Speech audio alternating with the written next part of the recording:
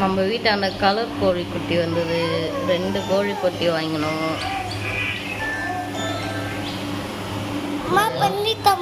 அழகா தண்ணி குடிக்குது.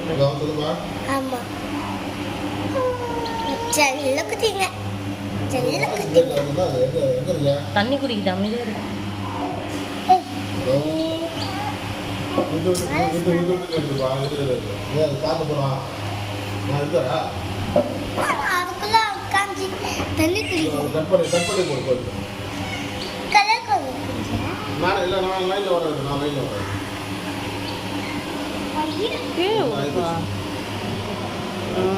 கீழே விடு.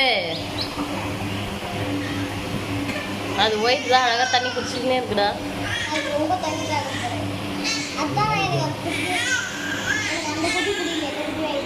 இந்த 2 குட்டியும் வாங்கிட்டு வந்து வச்சிருக்கு.